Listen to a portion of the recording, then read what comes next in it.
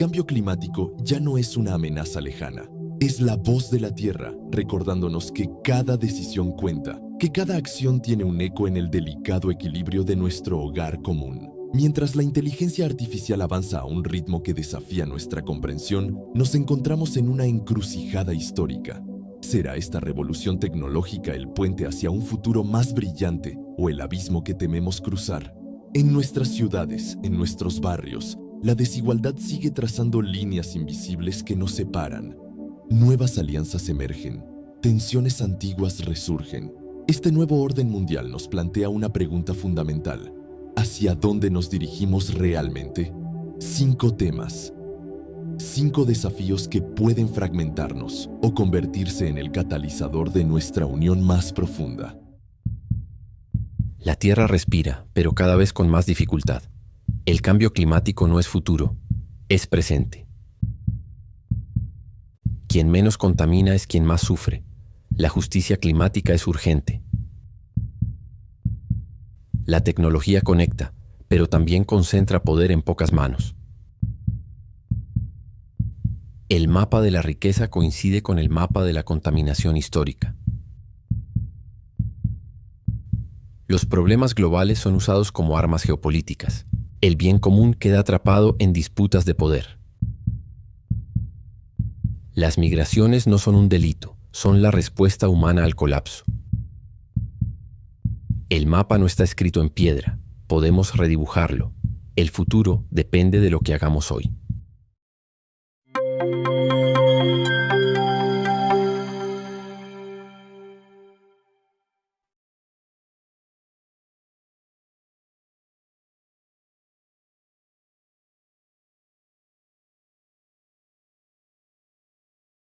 Muy pero muy bienvenidos. El mundo está en un punto de inflexión, lo sentimos en el aire que respiramos, en el clima cada vez más impredecible, en las noticias que muestran migraciones masivas y en la incertidumbre que se esconde en nuestros trabajos con el avance de la tecnología, puntualmente la inteligencia artificial, y en nuestras ciudades también la desigualdad crece a pasos agigantados. Nunca antes la humanidad había tenido tanto poder tecnológico ni tanta interconexión virtual, pero al mismo tiempo nunca había estado tan expuesta a un entramado de crisis que parece desbordarnos. Este encuentro con Emilio, como todos los que tenemos, no será un diagnóstico frío ni un listado de catástrofes inevitables, será un llamado a la conciencia, será, como solemos hacerlo siempre, un viaje crítico y esperanzador a través de 5 grandes ejes. No vamos a caer en el optimismo ingenuo, ni en el pesimismo paralizante, ni en rollos conspiranoicos, no es nuestro estilo. Intentaremos mirar de frente los problemas y preguntarnos ¿qué pasaría si en lugar de parches superficiales buscamos transformaciones reales donde el cuidado del planeta, la igualdad y la dignidad humana fueran el centro de cada decisión? El 1% más rico emite más dióxido de carbono que los 5.000 millones más pobres. La crisis ambiental es el mayor desafío de nuestra era. El planeta se recalienta mientras los ecosistemas se degradan. El modelo extractivista choca con los límites de la Tierra. Como todos sabemos, no es solo una crisis ecológica de gases y temperaturas, ¿no? Es una crisis de desconexión espiritual con la Tierra. Hemos olvidado que somos parte de su tejido vital. Están sucediendo muchas cosas, ¿no? Incendios, sequías, inundaciones, huracanes, deshielos, danas. Y bueno, son mensajes de alerta que nos invitan a despertar y recordar nuestra interdependencia. Pero también encierran una oportunidad, ¿no? Impulsar una humanidad más consciente, más colaborativa y más solidaria. Acabamos de hablar de conciencia y como reflexión inicial con relación al cambio climático, creo que debemos retomar la conciencia y además es una reflexión inicial sobre el cambio climático que vale también, seguro, para los otros temas que vamos a ir viendo. Desde la conciencia, cuando abordamos una temática, debemos ser conscientes de que el diccionario nos dice que conciencia es conocerse a uno mismo en nuestra auténtica dimensión, que no solamente es perecedera, sino que también es imperecedera, nuestra dimensión que decimos en Occidente álmico-espiritual. En segundo lugar, conocer la realidad que nos rodea, los signos de los tiempos, que decía Cristo Jesús, hay que conocerlo. Y en tercer lugar, la interacción entre el conocimiento de uno mismo y el conocimiento de la realidad que nos rodea. Esa conciencia, cuando abordamos los temas que vamos a abordar, nos debe llevar a ser absolutamente honestos con nosotros mismos y enormemente generosos con los demás. Quiero decir con esto que estamos en una sociedad distópica donde hay muchos interesados en que el análisis y la reflexión sobre los temas fundamentales que tú has elegido muy bien para este encuentro se base en la confrontación, se base en la división y se base en la dualidad. Y que en lugar de unirnos nos separe, lo cual tiene bemoles, es decir, que reflexionar sobre los grandes temas que tenemos por delante individual y colectivamente, en lugar de unirnos, nos divida y nos separe, tiene bemoles. Pero es lo que ellos quieren, es lo que ellos pretenden. Creo que es muy importante que cuando abordamos la reflexión seamos conscientes de que ninguno estamos en posesión de la verdad, que lo que hacemos es someter a los otros nuestras consideraciones, consideraciones que deben ser honestas porque deben estar basadas en un cierto rigor, no en lo primero que se me ocurra o en la primera cosa que me pase por las redes sociales, sino que tenga un cierto rigor. Y desde luego en el convencimiento de que con relación, ya que hablábamos antes de grupos de encuentro, con relación a los encuentros que podemos tener sobre estas temáticas, ser consciente que los puntos de encuentro no se buscan, se crean, se crean. Los puntos de encuentro no se buscan, no están más allá de la primera esquina a ver, esperando que los encontremos, no. Los puntos de encuentro se crean.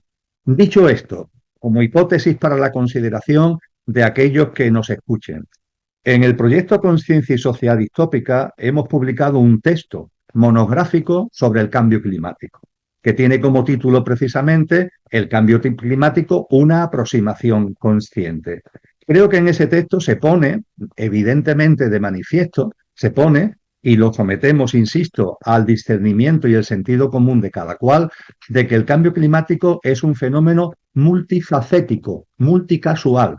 No hay una única causa, punto primero. Y punto segundo, siendo un fenómeno multicasual, es indudable que la mano del ser humano está influyendo cada vez más en lo que llamamos cambio climático.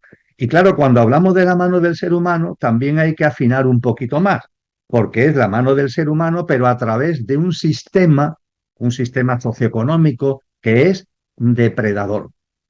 La hipótesis para la consideración de que estamos en un sistema depredador lo puso ahí sobre la mesa ni más ni menos que Albert Einstein.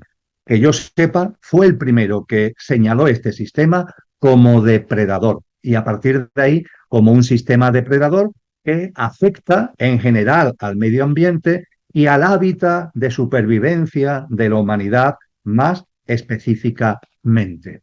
Dicho esto, cuando percibimos que el fenómeno del cambio climático es multicasual, pero que el sistema depredador, la mano del ser humano, está incidiendo cada vez más, evidentemente es una oportunidad para la conciencia, porque es una oportunidad para darnos cuenta que efectivamente, entre todos, unos más y otros menos, hemos generado una dinámica de vida, hemos generado un sistema que se está revolviendo contra la vida en general y contra la propia vida humana en particular. Y en este sentido, no alimentar ni la confrontación ni el debate. Esto no va de afirmacionistas contra negacionistas y negacionistas contra afirmacionistas. Esto va de tomar conciencia. Una toma de conciencia, además, también va a aparecer esto, Mariano, seguro, que en los otros temas, que personalmente me lleva a darle poca credibilidad y a tener casi nula confianza, por no decir nula absolutamente, con los poderes públicos. Es decir, no creo que los poderes públicos de verdad vayan a hacer nada ante esto que estamos llamando en general cambio climático. Todo lo contrario, los que dominan a los poderes públicos, porque hay una minoría de la población mundial que dominando el sistema socioeconómico también domina el entramado político institucional, de modo y manera que políticos, partidos, gobiernos están bajo los dictados de esa minoría. Pues bien, esa minoría que realmente mueve los hilos de los poderes públicos y de los gobiernos, no solo no están interesados en modificar el sistema depredador que está en el origen del efecto de la mano humana en el cambio climático, no solo no están interesados en eso, sino en todo lo contrario. Están interesados que este sistema siga porque consideran que si se para es como la bicicleta, que como se pare te caes, esto tiene que seguir y seguir y seguir.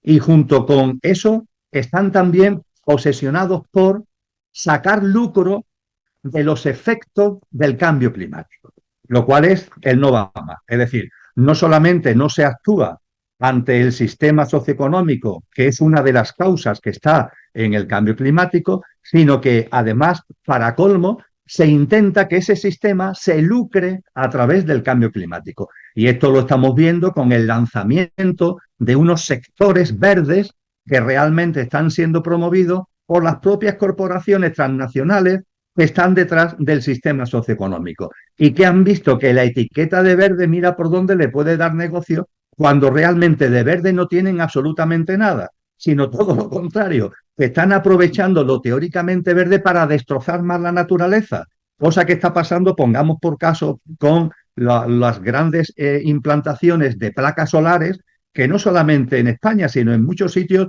donde se están implantando esas placas solares, pues en sitios que son reservas naturales, en sitios que son lugares protegidos de la naturaleza. Pero ¿tiene sentido decir que promovemos unas nuevas energías para de alguna forma preservar la naturaleza y la propia instalación y el funcionamiento de esas energías conlleva la destrucción de la naturaleza? Esto es uno de los muchos ejemplos que podemos poner de manifiesto para no caer en el engaño. Y claro, yo me encuentro que los afirmacionistas, por así decir, del cambio climático, no se dan cuenta que los poderes públicos le importa un bledo y que ninguno de los poderes públicos está poniendo el dedo en la llaga del sistema socioeconómico, que es una de las razones fundamentales de esa mano humana que incide, entre otras cosas, en el cambio climático, pero es que tampoco se dan cuenta de la utilización torciocera que están haciendo de los efectos del cambio climático aquellos que teóricamente hablan de ellos.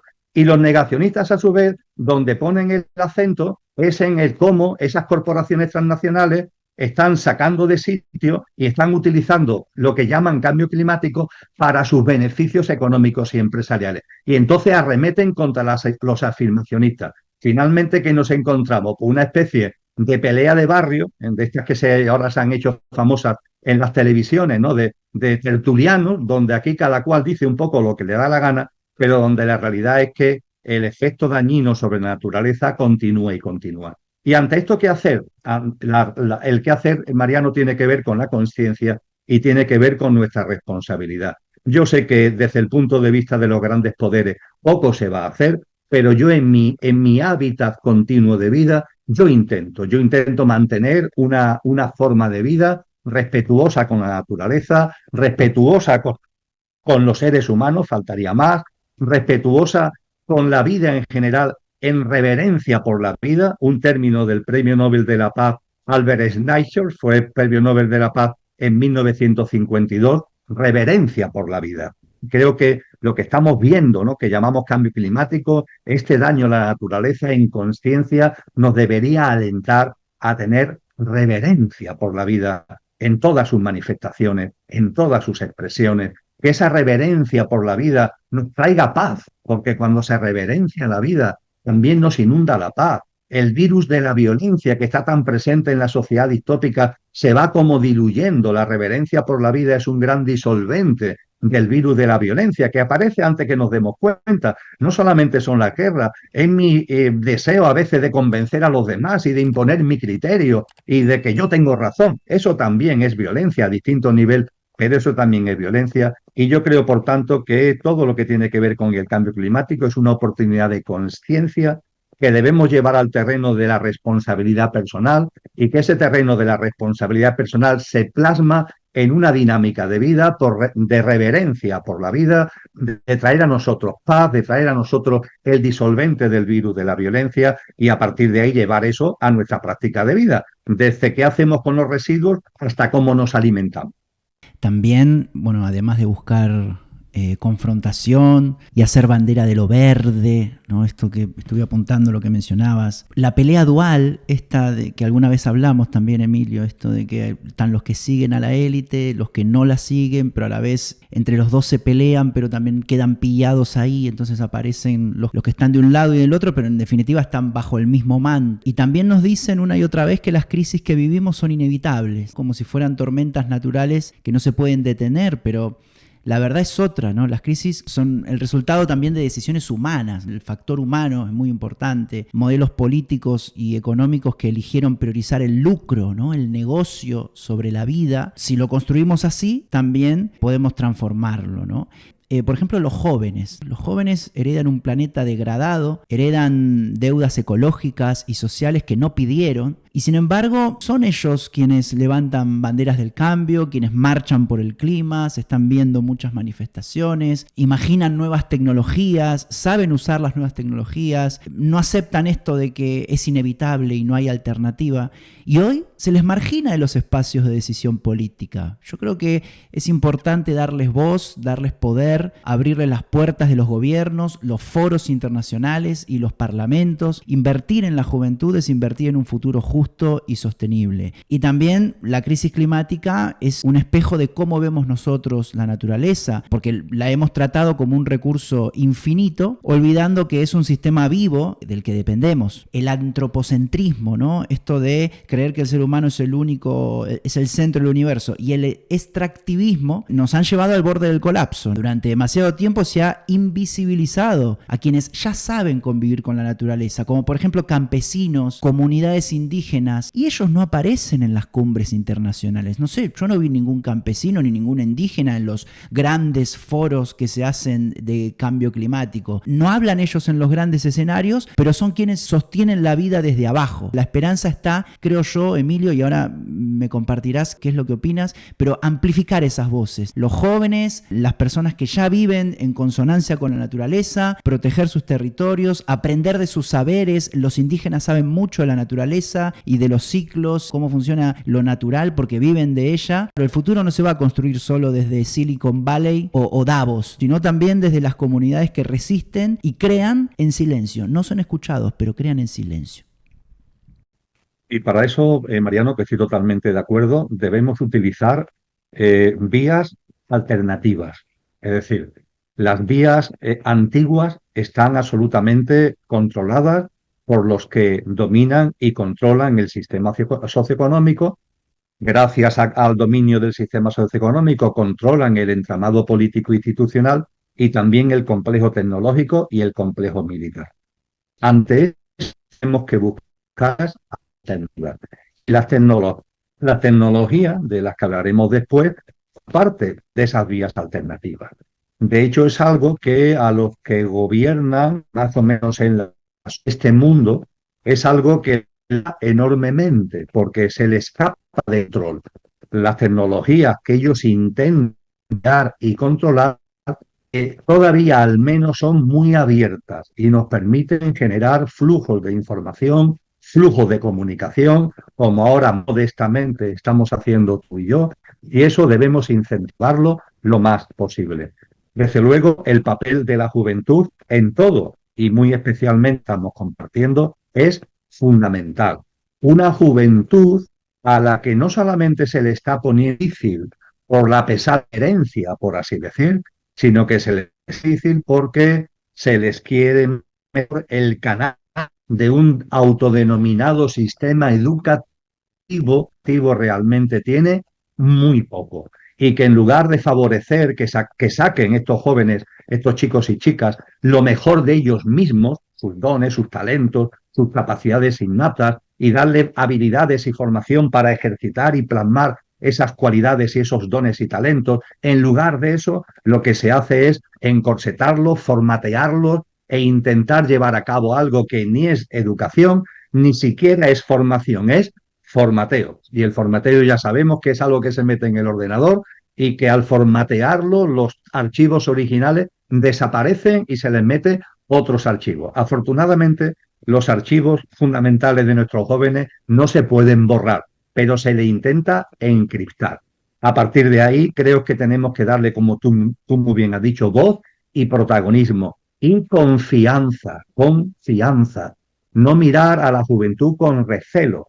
Además, sin olvidar que toda persona es un alma encarnada y que en los jóvenes de ahora hay muchas almas que llevan ya un gran recorrido en conciencia y que sí, son jóvenes en cuanto a su edad física actual, pero son almas que tienen muchas de ellas un gran recorrido. Entonces hay que confiar. A los padres y a las madres les invito en particular a que no pretendan que sus hijos sean lo que ellos quieren que sean, sino que les ayuden a ser lo que son, que les ayuden a ser lo que son. El sistema educativo, que yo conozco muy bien porque he estado más de 3 décadas dando clases en la universidad, sucede exactamente lo mismo. La llamada a los docentes, a los maestros, maestras, profesores, profesoras, a que no se apague la llama de la educación. El sistema intenta apagarlo. Que no se apague la llama de la educación, que mantengamos esa vocación, que mantengamos esa llama activa, ayudando a los chicos y chicas,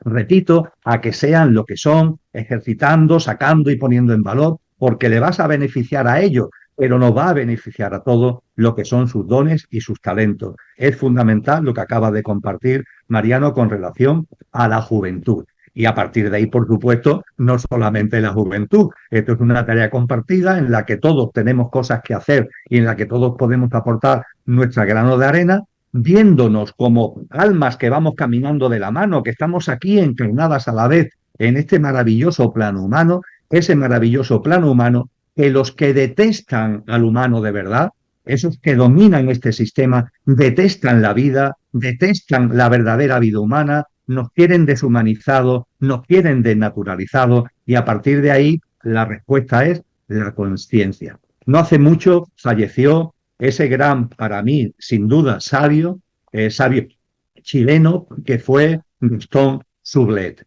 Y Gastón Sublet nos decía, pero por favor, ¿cómo no nos damos cuenta, hablando del sistema depredador al hilo de Albert Einstein, cómo no nos damos cuenta que hemos convertido esta vida en un infierno, que no podemos beber las aguas de los arroyos y de los ríos, que estamos contaminando el aire? ¿Cómo no nos damos cuenta que estamos cayendo en el infierno? Pues bien, el darnos cuenta de que estamos cayendo en el infierno, sociedad distópica, es toma de conciencia, no para el victimismo ni para el derrotismo, sino para decir, hasta aquí hemos llegado. Este mundo no es el mío, mi mundo es otro y yo voy a vivir en consonancia con lo que soy y con los valores y los principios de ese mundo que yo quiero. A partir de ahí aparece lo que el gran Mahatma Gandhi nos dijo, ojos nuevos para un mundo nuevo, y que engarza evidentemente con esa gran convocatoria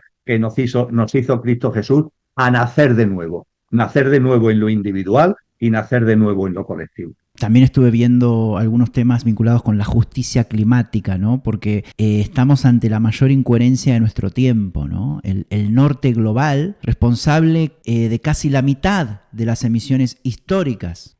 Y también habla de una transición verde, mientras traslada la carga al sur global, porque ellos extraen el litio de los Andes, el cobalto del Congo, el níquel de Indonesia, se extraen con explotación laboral, con contaminación. Mientras tanto, Europa y Estados Unidos presumen de ser verdes, están haciendo un extractivismo maquillado, ¿no? Entonces no es una verdadera transición. Así que, bueno, esa injusticia climática también hay que señalarla. Ojalá como humanidad podamos dejar atrás el discurso de la catástrofe inmutable y pasar a la práctica de la responsabilidad compartida. Podamos abrir espacio a los jóvenes y garantizar que la educación eduque, ¿no? Para transformar, no solo para obedecer, y que podamos reconocer a la tierra como un organismo vivo y aprender de quienes siempre supieron cuidarla, ¿no? Podamos redefinir lo que significa el progreso y reemplazar el mito del crecimiento infinito por la búsqueda del bienestar común, ¿no? Y finalmente podamos saldar esa deuda ecológica con el sur global,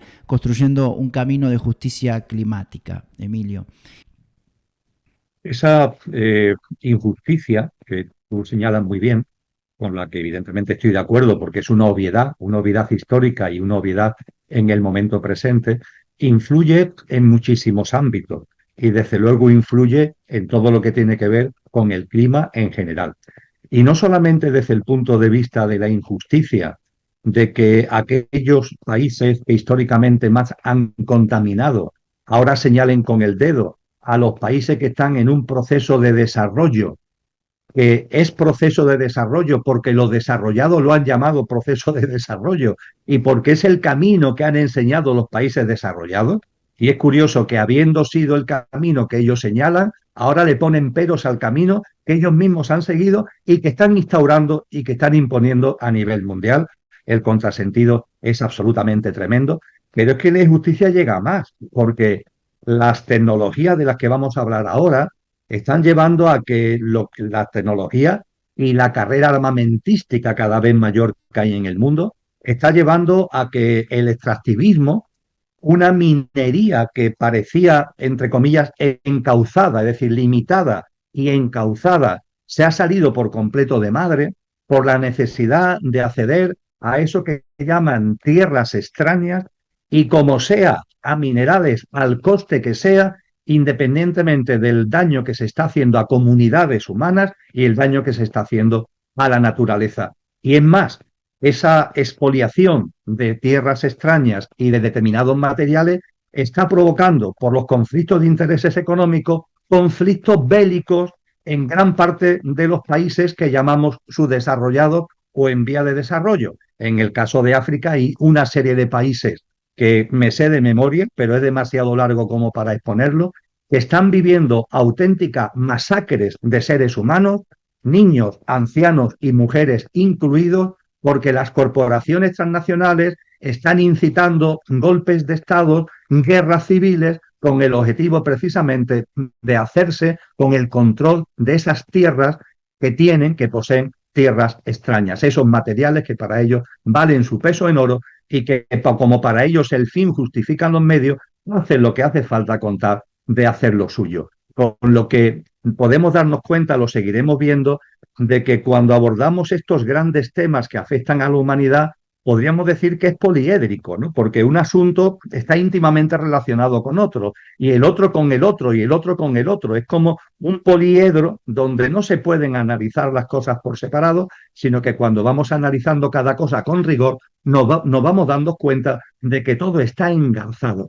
Y evidentemente, todo lo que tiene que ver con la injusticia climática, para colmo, va ligado a otras injusticias que también tienen que ver con hambrunas, también tienen que ver con desigualdad y también tienen que ver con guerras y conflictos civiles. Para quienes quieran profundizar en más sabiduría y estar más cerca de la filosofía y las ideas que comparte el proyecto de investigación, van a ver en pantalla algunos de los últimos libros y algunos también de los últimos libros de Emilio. Recuerden que el sitio oficial Desde Siempre, donde están todos sus vídeos y novedades de cursos y retiros, es El Cielo en la Tierra. Está en pantalla el nombre del sitio web para que puedan acceder y descubrir más de nuestro amigo e invitado del día de hoy.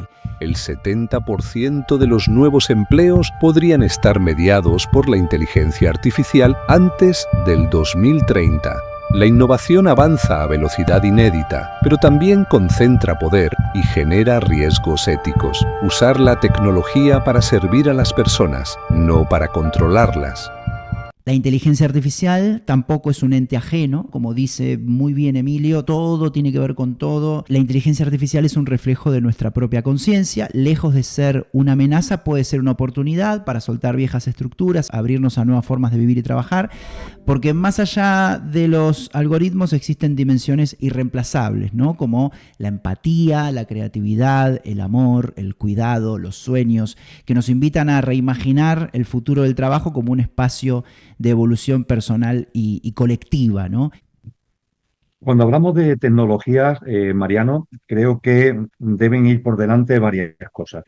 Las tecnologías son fruto de la evolución en conciencia de la humanidad. Hay que tenerlo en cuenta. Es decir, hay una ligazón entre la evolución tecnológica y la conciencia humana. Ahora bien, esta humanidad tiene todavía, yo espero que en el nuevo ciclo humano que está anunciado eso sea superado, esa carencia, pero tenemos la carencia de que cuando hablamos de tecnología, solo hablamos de tecnología de la materia. Las tradiciones espirituales, los grandes maestros y maestras nos han enseñado que hay unas tecnologías de la consciencia. Es decir, que el ser humano, cada uno, y la humanidad como colectivo, tenemos una serie de capacidades y de facultades que se van haciendo patentes, están latentes y se van haciendo patentes en la medida en que vamos expandiendo nuestra conciencia y evolucionando espiritualmente. Como no se trata ahora de entrar de lleno en esto, pongo como ejemplo una película. La película El planeta libre. Una película que está libre, de libre acceso, actualmente en las redes sociales y en YouTube. Ahí se puede ver con toda tranquilidad. Y ahí podemos ver que hay como una humanidad que ha dado ya el salto evolutivo a la nueva humanidad que nos han enseñado, que nos han dicho que llegará exactamente cuando corresponda, que utilizan, por ejemplo, para viajar de un planeta a otro, utilizan la tecnología de la conciencia. Me quedo ahí, pero no quería dejar de hacer referencia a esta tecnología de la conciencia que, por supuesto, en ningún momento violenta la vida, porque las tecnologías de la materia en demasiadas ocasiones experimentan con la vida de seres vivos, o experimentan y manipulan la vida, cosa que la tecnología de la conciencia nunca, por supuesto, va a hacer. Dicho esto, en segundo lugar, creo que tenemos que ser conscientes de que las tecnologías, surgiendo de la propia evolución en conciencia de la humanidad, aun con la carencia que acabo de compartir, las tecnologías tienen como amenaza a la humanidad no la que se nos está vendiendo como fundamental, que nos está diciendo que, por ejemplo, es un peligro porque las tecnologías pueden adquirir una autonomía y revolverse contra el ser humano, revolverse contra la humanidad. No, no.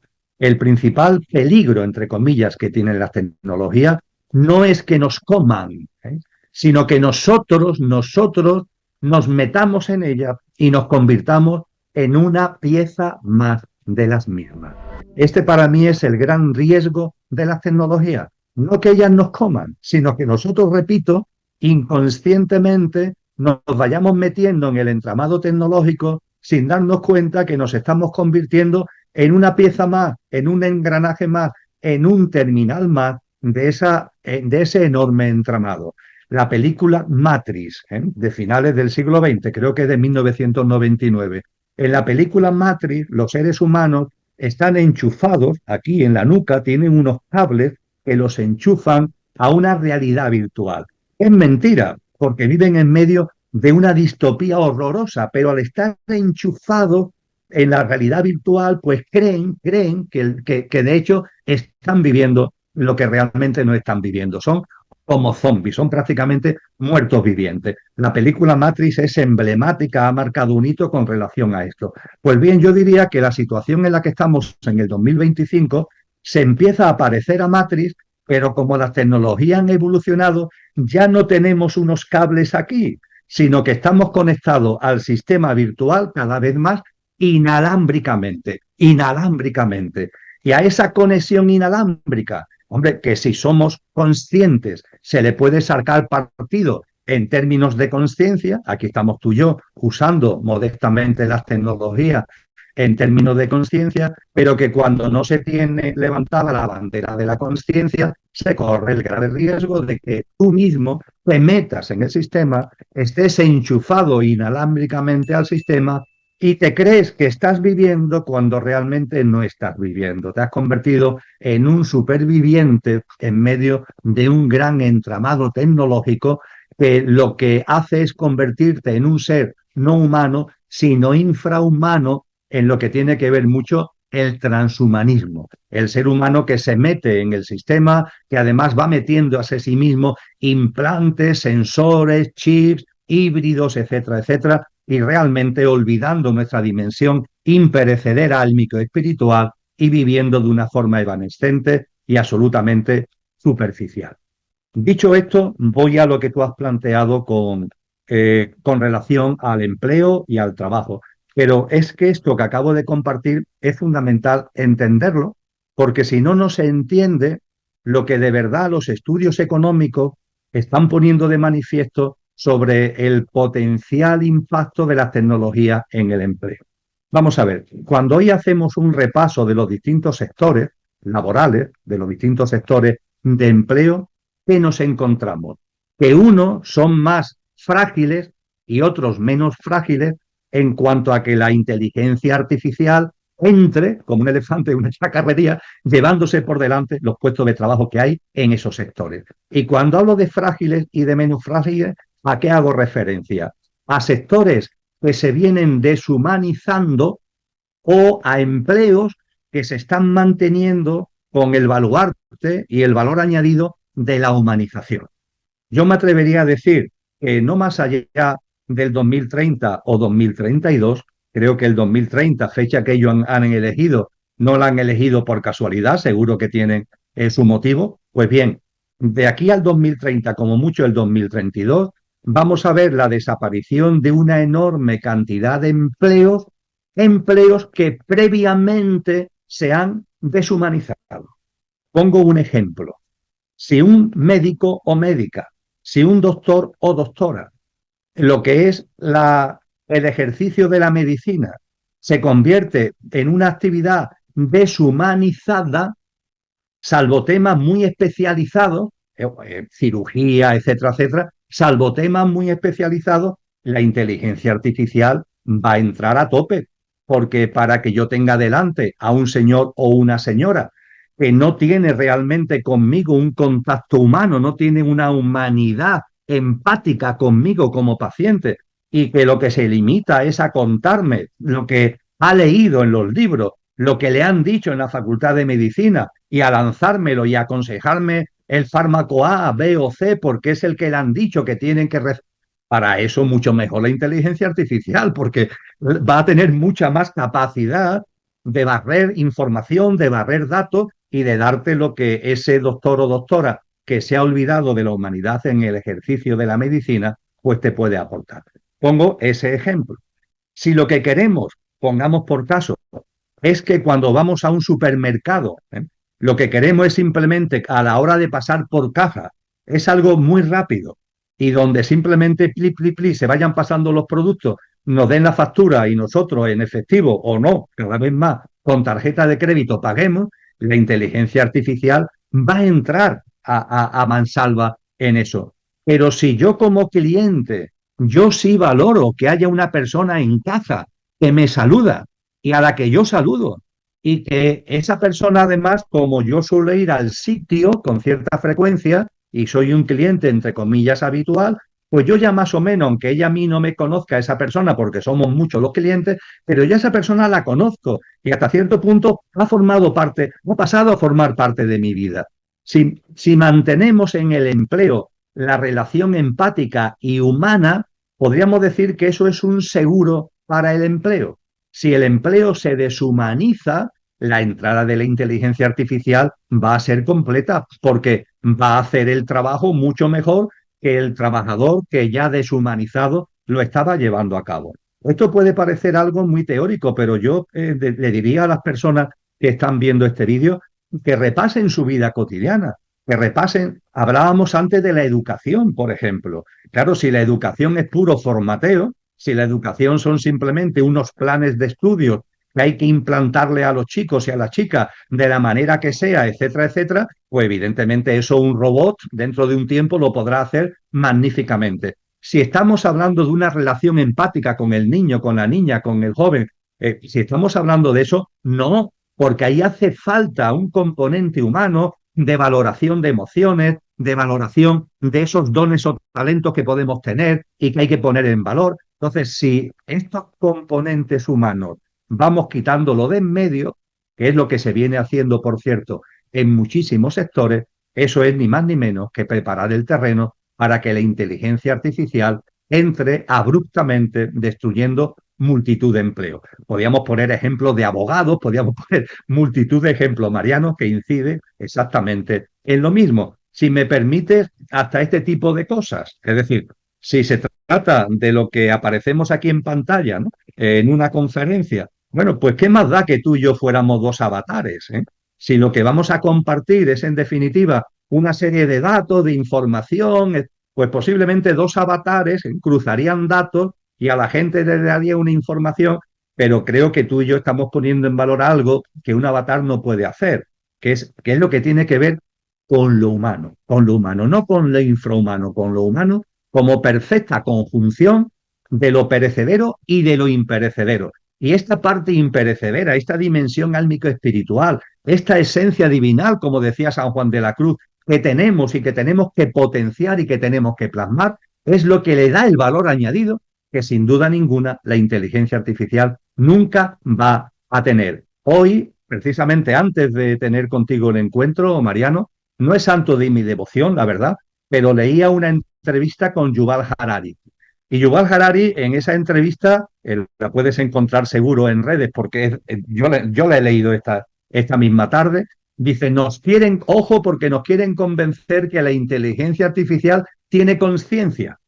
Y no la tiene. No es verdad que la tenga. Puede aparentar que la tenga, pero no la tiene. Y eso no lo dice Yuval Harari, eso ahora lo digo yo. No lo tiene, ¿por qué? Porque no tiene el componente imperecedero que sí tenemos los seres humanos. Es que la conciencia no tiene que ver con el cerebro, es que la conciencia no tiene que ver con el conocimiento. La conciencia, como hemos dicho desde el principio, es mucho más. Y eso es lo que tenemos que poner en valor.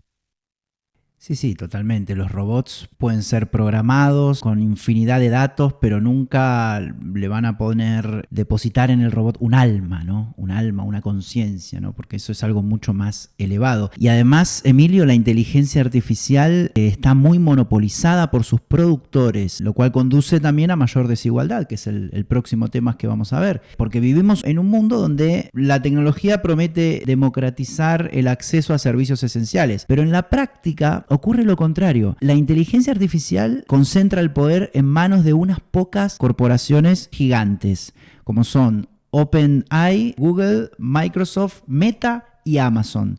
Estas 5 compañías controlan los modelos de inteligencia artificial más avanzados. ¿Qué significa esto? Son ellos quienes deciden quién accede, bajo qué condiciones y a qué costo. Entonces, gobiernos pequeños, universidades sin recursos o pymes innovadoras van a quedar en clara desventaja. Y además también se hacen del nuevo petróleo. Son nuestros datos personales. Meta controla la comunicación global a través de, conocemos todos, ¿no? WhatsApp, Instagram y Facebook. 3 grandes monstruos de la comunicación global. Google domina las búsquedas de Internet y más del 80% de la publicidad digital en algunos mercados. Ambas compañías convierten nuestra intimidad en mercancía, es decir, recolectan datos masivos y los venden como publicidad ultra dirigida. El discurso suena muy atractivo, ¿no? Una aureola de bondad, conectar mejor a consumidores y marcas, pero la realidad es que los usuarios pierden control sobre su privacidad mientras las grandes empresas se enriquecen. Y detrás de ese discurso de innovación y progreso se ocultan millones de empleos destruidos y, como tú bien decías, Emilio, deshumanizados, y una brecha digital que deja atrás precisamente a quienes más necesitarían el apoyo de la tecnología. Nada, ojalá se pueda regular con principios éticos y de justicia social. La tecnología no debe reemplazar a la humanidad, sino potenciarla, y si no la regulamos, seguirá ampliando las desigualdades en lugar de reducirlas. Tener cuidado de nosotros no quedar abducidos, porque de esos ejemplos sobran. Las redes sociales están programadas para maximizar el tiempo de uso porque sus ingresos dependen de la publicidad. ¿Y qué significa esto en la práctica? Que un vídeo de cotilleo sobre la vida de los famosos tiene más visibilidad que un contenido de conciencia y de educación. Incluso hemos vivido censura en nuestro canal, en este canal. Cierres de canales como este, que su intención solo es sembrar semillas de conciencia, pero los algoritmos no priorizan lo más sano o lo más útil, sino lo más adictivo, aunque eso genere polarización, desinformación y miedo. Como suscribo lo que has compartido, y finalmente nos lleva también a nuestra propia responsabilidad, ¿sí? Que es lo que nunca debemos olvidar, que cada uno tenemos también nuestra responsabilidad. En última instancia, del uso de las tecnologías que yo hago, el responsable soy yo. Pueden querer influirme, pueden querer manipularme, por supuesto que me quieren controlar, monitorear, pero del uso que yo hago de las tecnologías, el responsable soy yo. El no caer en la abducción en la pantalla, el responsable soy yo. El que cuando me llega algo, el divulgarlo, el reproducirlo, el responsable de esa reproducción soy yo. Yo soy el responsable de eso que me ha llegado y que me ha llamado la atención. Antes de enviárselo a otra persona, contrastar que es cierto, contrastar que es verdad. No simplemente como me gusta, lo reproduzco, porque de esa forma ponemos en marcha cadenas interminables de desinformación, de falsas noticias, de rumorología que consideramos información, etcétera, etcétera. Y ahí la responsabilidad es mía. Y la responsabilidad es mía desde el punto de vista de acotar en mi tiempo de vida, en mi día a día, qué tiempo le dedico al móvil, qué tiempo le dedico al ordenador, acotarlo y no dejarme meter en una dinámica loca en donde finalmente, como decíamos anteriormente, nos yendo en un entramado tremendo y nos estamos convirtiendo transhumanamente en una pieza más de ese entramado. Así que a todo lo que hemos unido, a todo lo que hemos compartido, uno, ya lo hemos dicho antes en la otra temática, lo vuelvo a decir ahora, oye, también que no caigamos en el victimismo, que es que nosotros tenemos una responsabilidad y que el uso que yo hago de las tecnologías, por más que haya unos aires, unos vientos que me quieren llevar por aquí y por allí, pero yo me puedo poner, como hizo Ulises, ¿no? En el famoso barco, yo me puedo poner en el centro del barco bien agarrado e intentar que este huracán no me lleve para un lado y para otro, ¿no? Hoy, 26 personas poseen más riqueza que 3.800 millones de seres humanos. Las brechas de riqueza, poder y oportunidades marcan la vida de millones. La desigualdad no es natural, es el resultado de decisiones políticas y económicas. Sabemos que la pobreza no es solo falta de recursos, también refleja nuestra conciencia y cómo distribuimos la riqueza y las oportunidades y nuestra capacidad de poder incluir, de poder integrar, de poder unir. Y la desigualdad nace de la ilusión de separación, de creer que podemos prosperar sin cuidar al otro, sin empatizar y sin colaborar. Y superarla implica reconocer que la verdadera riqueza no está en lo que poseemos, sino en lo que damos. Dos datos creo que ponen en evidencia la envergadura, la dimensión de la desigualdad que vivimos en la actualidad. Por una parte, en los primeros estudios que lo pusieron de manifiesto fueron en el 2015, donde saltó a la luz pública que el 1% de la población mundial tiene más patrimonio y riqueza del 99% restante. Somos algo más de 8.000 millones de almas encarnadas en estos momentos, pues bien, el 1% de los seres humanos tienen más recursos y patrimonio que el 99% restante. Cuando entramos en esa estadística y la analizamos con detalle, no es difícil llegar a la conclusión de que hay un error de cálculo, porque no es el 1%, es el 1% del 1% el que tiene el 99% del patrimonio y de la riqueza del planeta. Estamos hablando de un número muy reducido de personas. Recientemente lo hemos divulgado en la comunidad de Telegram del proyecto Conciencia y Sociedad Distópica. Realicé un cruce de datos donde se interrelacionan las grandes fortunas personales que hay en el planeta, las 10, 12 personas con mayor patrimonio en el planeta. Las familias igualmente con mayor patrimonio. Las corporaciones tecnológicas con mayor valoración bursátil. Los grandes fondos de inversión que se mueven por el planeta. Y cuando tú toda esa información la vas mezclando, la vas interrelacionando, la conclusión finalmente, Mariano, es que estamos hablando de 30, 40, 50 personas, no más, que son las que de verdad tienen en sus manos, lo decía antes y ahora ya de una forma más concreta lo constato, tienen en sus manos el sistema socioeconómico. Nunca antes ha habido tamaña desigualdad. Y nunca antes los imperios que siempre han existido, que es el imperio romano, que es el imperio español, que es el imperio británico, siempre han existido imperios, pero ahora hay un nuevo tipo de imperio, el imperio de las megacorporaciones transnacionales, que son realmente las que dominan el mundo junto con esa minoría de personas. De hecho, estas megacorporaciones, sus paquetes accionariales pertenecen a esta minoría de personas y estas grandes corporaciones son un nuevo imperio. Es el imperio que en estos momentos rige en el planeta y que se mueve por el planeta sin barreras, sin límites y con el entramado político institucional a su servicio y a sus órdenes. Este es un dato tremendo que es, a mi juicio, incontestable de la realidad actual.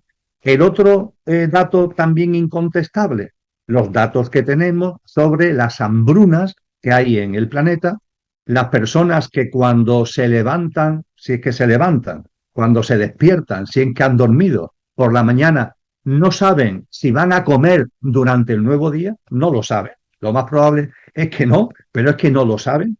Y en esa situación tenemos en la actualidad a casi 900 millones de personas. Hay 2 personas en el mundo que tienen un patrimonio por encima de 400.000 millones de dólares, que tiene bemoles, 400.000 millones de dólares. El primero en llegar a esa cifra fue el célebre Elon Musk. Y recientemente, a principios de septiembre, por los valores bursátiles de Oracle, el cofundador de Oracle ha superado a Elon Musk y se ha puesto ligeramente por encima, también ya en la escala de los 400.000 millones de dólares. Estamos hablando de 2 personas que entre ellas tienen casi 1 billón de euros, y estamos hablando de 900 millones de personas que no saben si van a comer cada nuevo día. Estamos hablando de una cifra de niños que mueren por hambre en todo el mundo que se acerca a los 3 millones al año. 3 millones al año. La cifra, si lo llevamos a días, si lo llevamos a horas, si lo llevamos a minutos, es tremenda. Creo que esto pone en evidencia lo que, por otra parte, los estudios más serios que se han hecho sobre la desigualdad en el mundo dicen con claridad, Mariano. Esto ya no es desigualdad. Es decir, hemos llegado a un punto donde el término desigualdad ya no vale. Hay que crear un nuevo vocablo, hay que crear una nueva palabra, porque el término desigualdad que venimos usando hace mucho tiempo ya no describe el nivel real de desigualdad que hay en la actualidad. Hay que crear un nuevo vocablo. La foto es muy dura y el sistema socioeconómico lo alienta cada vez más. Volvemos al famoso sistema socioeconómico, pero es que es la gran realidad. Este sistema socioeconómico depredador es depredador en todo y es depredador también por la injusticia social, por la desigualdad tan tremenda que está originando. Desigualdad entre personas, desigualdad entre territorios. Después hablaremos de la inmigración, por ejemplo, como uno de los que tiene una, no es la única, pero una de las causas es precisamente esto, ¿no?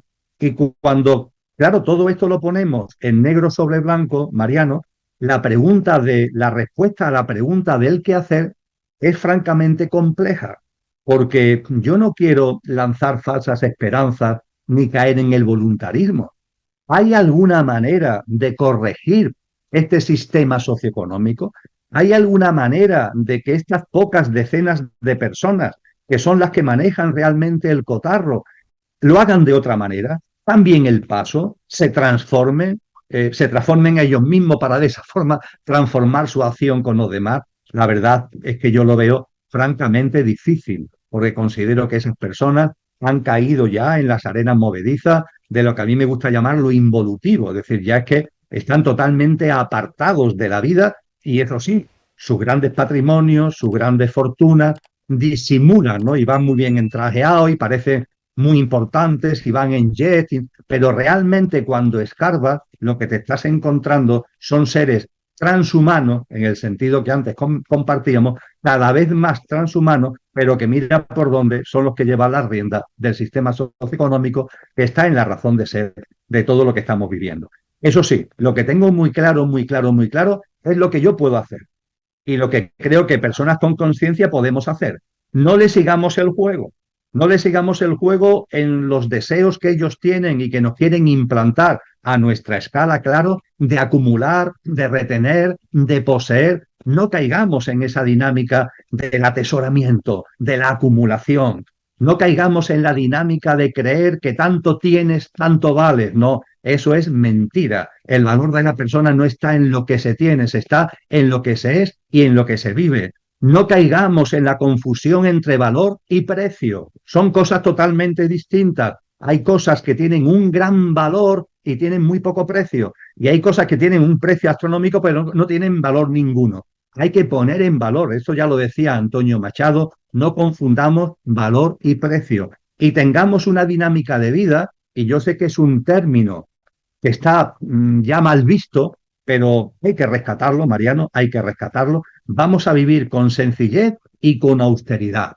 Esta es la forma de corresponsabilizarme con lo que está pasando en el mundo. Yo no voy a entrar en la dinámica ni del consumismo, ni del atesoramiento, ni de la acumulación. No voy a confundir valor y precio y además en mi práctica de vida voy a regirme por la sencillez y por la austeridad. Y evidentemente en lo que yo pueda, en mi ámbito limitado, por así decir, en lo que yo pueda aportar, en lo que yo pueda ayudar, en lo que yo pueda de alguna forma hacer llegar algo que a lo mejor no tiene que ser dinero. Si lo tengo, pues a lo mejor sí, pero si no lo tengo, se pueden aportar otras cosas a las personas que lo están pasando mal desde el punto de vista socioeconómico. Yo durante mucho tiempo he estado en contacto con temas de albergues, con grupos que atienden a personas sin techo, que lo están pasando mal, y muchas veces ya no es tanto el euro, entre comillas, que por supuesto en muchas ocasiones es muy bienvenido, sino es simplemente la sonrisa, es la comunicación, es el diálogo,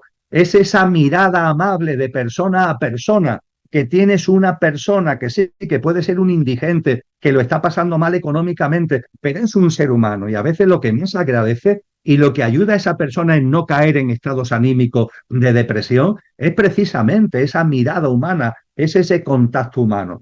Así que la austeridad, la sencillez, la empatía y la humanización creo que forman parte del paquete de acciones que sí están a nuestra mano. Yo no puedo cambiar a estos 40 o 50, me temo muy mucho que no tienen posibilidad de cambio, ojalá sí, pero me temo muy mucho que no, pero sí puedo en mi día a día llevar a cabo cosas como las que brevemente acabo de compartir. Mientras unos pocos acumulan riquezas y recursos en proporciones impensables, millones de personas quedan excluidas de lo más básico, ¿no? De salud, de educación, vivienda, oportunidades. Y esa exclusión no solo genera frustración y desesperanza, también alimenta la violencia, la polarización, la ruptura del tejido social. Sabemos que un mundo dividido es inevitablemente un mundo inestable. Pero hay una verdad que ofrece esperanza. La desigualdad no es un destino, es una construcción política, económica y cultural, y como toda construcción humana puede ser transformada. Algunas salidas concretas se están ensayando. Ahí en el 2021, más de 130 países aprobaron un impuesto mínimo global del 15% a las multinacionales, porque claro, durante décadas y décadas y décadas, grandes corporaciones tecnológicas trasladaron sus beneficios a paraísos fiscales como Irlanda, Luxemburgo, Islas Caimán, evitando así pagar miles de millones en impuestos. Con esta reforma, aunque una empresa mueva su dinero a un país de baja tributación, su país de origen puede cobrar la diferencia hasta llegar a ese 15%, que esto no es solo un ajuste técnico, significa recuperar cientos de miles de millones que podrían invertirse en educación, en salud, en transición ecológica, y que no se entienda, porque siempre que hablamos de esto, algunos dicen, no, bueno, pero ellos son trabajadores, que no se entienda redistribuir con castigar el éxito, sino equilibrar el tablero para que nadie quede fuera del juego, porque una humanidad que reduce desigualdades es una humanidad más fuerte, más cohesionada y más preparada para los desafíos del futuro. Durante demasiado tiempo hemos medido el éxito en cifras del Producto Bruto Interno, como si el crecimiento económico fuera sinónimo de progreso humano, pero este modelo ha producido riqueza concentrada en muy pocas manos, como muy bien decías, Emilio, y con datos muy pero muy precisos y certeros, pero está degradando ecosistemas enteros y deja a millones viviendo en condiciones precarias. Hablar de sostenibilidad sin justicia social es sencillamente absurdo, ¿no? Entonces, quizás la esperanza está en rescatar la dignidad humana como brújula ética y redefinir el éxito no como acumulación, sino como bienestar colectivo. Dime.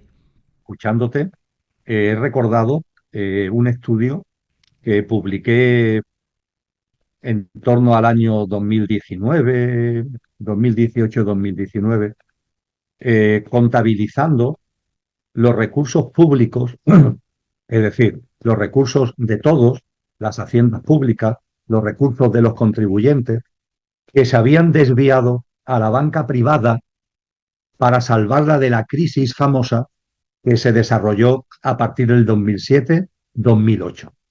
Aunque hay una cierta opacidad en los datos, entre el 2007 y 2008 al 2015, los gobiernos, los estados, para salvar a la banca privada, no se salva una zapatería, no se salva a una tienda pequeña de barrio, no se salva, pero para la banca privada que dijo, nunca se ha llegado a demostrar, la verdad, pero que dijo que estaba en crisis, los estados de los recursos públicos desviaron entre el 2007 y el 2015 un montante no inferior, no inferior a los 15 billones, con B, billones de euros. 15 billones de euros.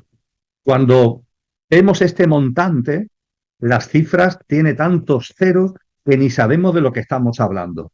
Pero para que tengamos una idea de lo que suponen 15 billones de euros, significa que si esos 15 billones de euros, recursos públicos, en lugar de desviarlos a la banca, se hubieran dirigido a programas de alimentación, de educación y de salud en todo el mundo, habría habido dinero suficiente para financiar todos los programas de salud, alimentación y educación que se necesitan en el planeta durante 255 años. Durante 255 años. Este dato, que es también absolutamente objetivo, estamos hablando de desvío de recursos públicos sacados de las haciendas públicas, estamos hablando de datos de organizaciones internacionales que tienen contabilizado el dinero que se necesita para cubrir los programas de alimentación, educación y salud, hacemos la comparación y llegamos a esta conclusión. Por lo tanto, conclusión de la conclusión, si se quiere, se puede. Porque cuando se quiere algo, bien que se saca el dinero como para conseguirlo. El problema es que los que dominan el cotarro sí tienen intereses en desviar dinero de los contribuyentes a sus bancas, a su banca privada, pero no tienen el más mínimo interés en cubrir las necesidades que tenemos los seres humanos. Es, desgraciadamente, la conclusión. La cooperación internacional se debilita, la rivalidad entre potencias marca el rumbo del planeta. El tablero global se redefine con tensiones geopolíticas e intereses corporativos. El gobierno que ya está tomando decisiones en la sombra pretende salir a la luz en los próximos años. Sabemos que el mundo vive una reconfiguración profunda. Lo que se llama nuevo orden mundial refleja tensiones y alianzas. Al mismo tiempo, la Agenda 2030 avanza con retraso, ¿no? Menos del 20% de sus metas están en camino. Afortunadamente, la agenda que no va con retraso es la 2033, ¿no? La del proyecto Conciencia y Sociedad Distópica. El pasado mes de febrero del 25, publiqué un libro en la editorial Ecosofía que tiene como título Prognosis del horizonte venidero. En ese libro analizo lo que es el momento actual y me atrevo a hacer una prognosis de lo que vamos a vivir a lo largo de los próximos años y, desde luego, llegando hasta el célebre 2030. Percibo, Mariano, sin estar en posesión de la verdad, como hipótesis a la consideración, como decíamos al principio, percibo que el nuevo orden mundial en el año 2024 ha terminado ya de ponerse sus cimientos. Percibo que los cimientos fundamentales de lo que es ese nuevo orden ya están puestos. Cuando se va a construir un edificio, la cimentación es muy laboriosa. Con frecuencia es lo que más tiempo tarda y lo que más recursos necesita, porque es una labor farragosa. Percibo que el 31 de diciembre del 2024 la cimentación del nuevo orden es una realidad.